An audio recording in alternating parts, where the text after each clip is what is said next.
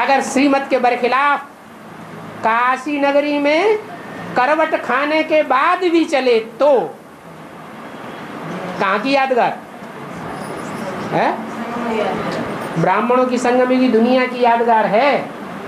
वहां कितनों ने काशी करवट खाई होगी उस कुएं में।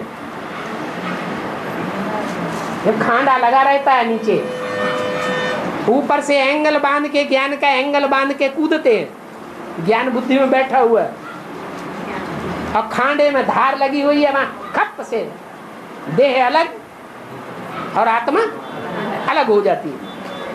फिर पाप करना शुरू कर देते हैं अगले जन्म से।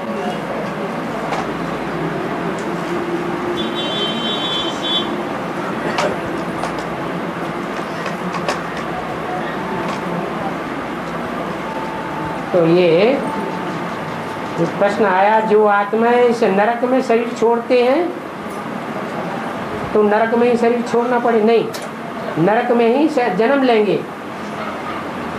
पर ब्रह्मा बाबा तो इस नरक की कलयुगी दुनिया में शरीर छोड़कर नहीं है?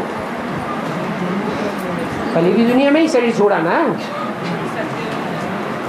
कलयुगी दुनिया में शरीर छोड़ा तो सतयुग में कैसे जन्म लेंगे? अरे स्थूल जन्म की बात है ही नहीं। कौन से जन्म की बात है?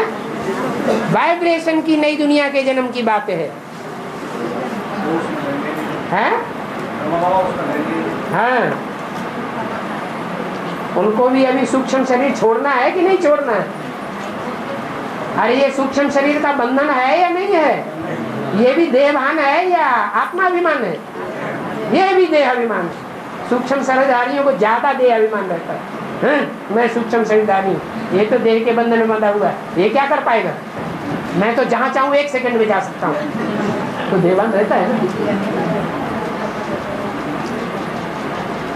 और मेरी बटालियन तो ज्यादा पावरफुल है।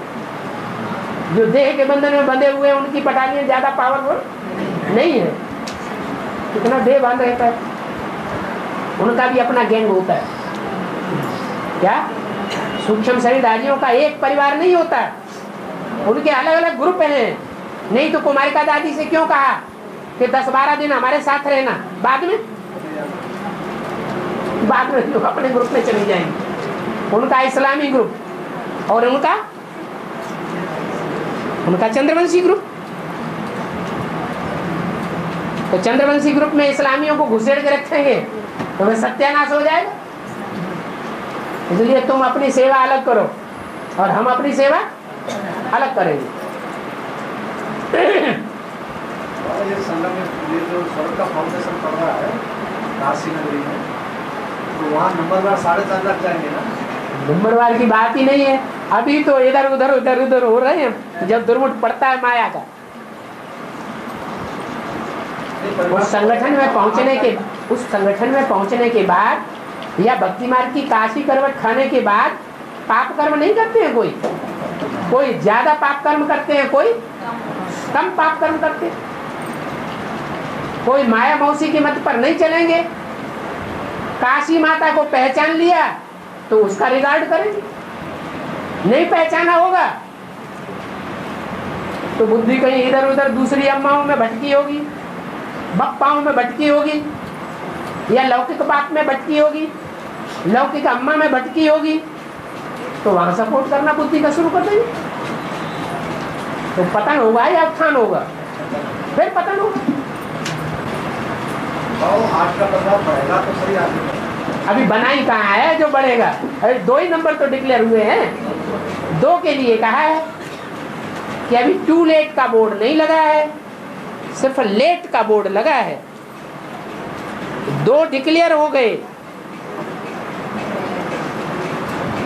नई दुनिया का फाउंडेशन डालने वाले, फाउंडेशन डालने वाले हैं।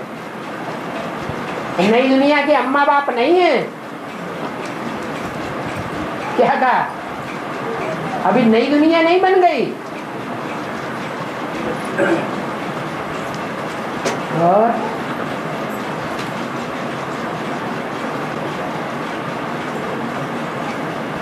और दिया गया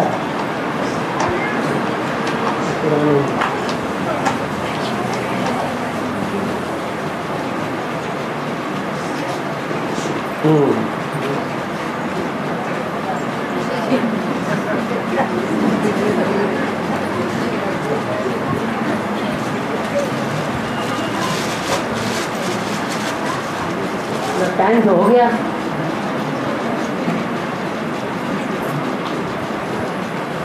और कुछ बचा कुचा?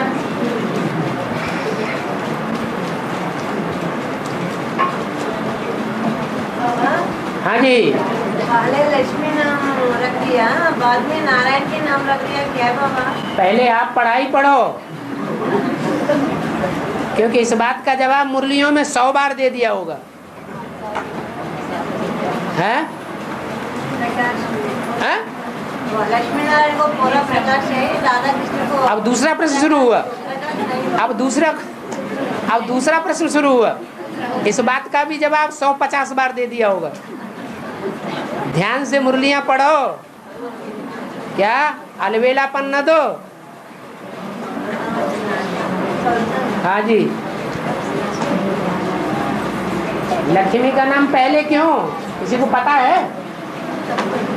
हैं? सब भूल गए? अरे सीता का नाम पहले, राम का नाम बाद में, लक्ष्मी का नाम पहले, नारायण का नाम बाद में। ऐसे क्यों होता है? हैं? क्योंकि लक्ष्मी नारायण ने जो पुरुषार्थ किया और राम सीता ने जो पुरुषार्थ किया, वो दोनों मिलकर के जब पुरुषार्थ न करें, माया के ऊपर जीत न पाए, तब तक उनको जीत नहीं मिल सकती। माता गुरु को आगे करना पड़े, तब अपवित्रता के ऊपर जीत होगी।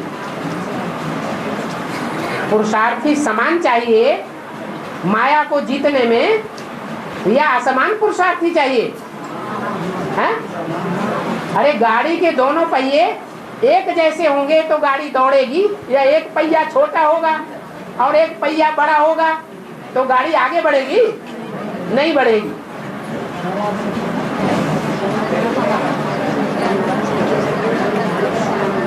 इसलिए लक्ष्मी का नाम आगे, सीता का नाम आगे, और राम का नाम और नारायण का नाम पीछे। क्यों? अरे नारायण की तो सत्यनारायण की कथा गाई जाती, लक्ष्मी की तो गाई नहीं जाती, फिर नारायण का नाम पीछे क्यों?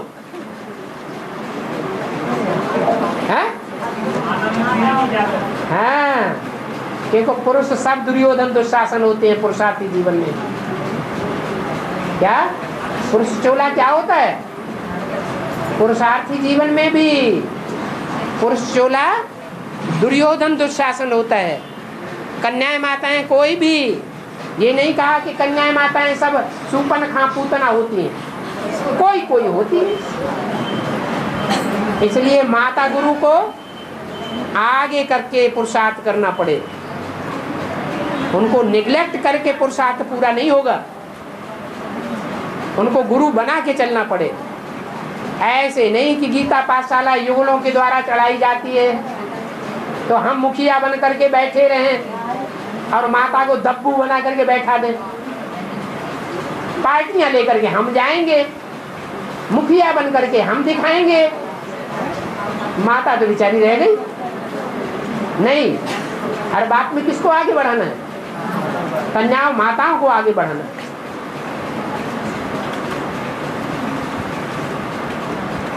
और दूसरा प्रश्न माता ने किया, लक्ष्मी नारायण को प्रकाश के घेरे में चारों तरफ से घेरा हुआ है, और राधा कृष्ण को चारों तरफ से प्रकाश के घेरे में नहीं घेरा हुआ है, सिर्फ उनका मुखड़ा दिखाया हुआ है प्रकाश के घेरे में। इसका मतलब क्या है?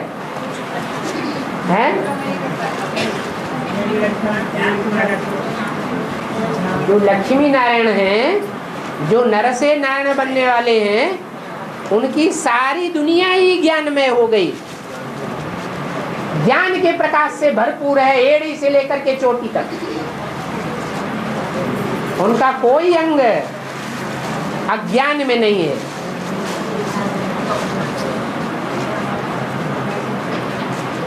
और नीचे जो राधा कृष्ण दिखाए गए हैं, उनकी सिर्फ आत्मा ज्ञान के अंदर है, एडवांस पार्टी में जब तक प्रवेश है तो ज्ञान में है। उनका सर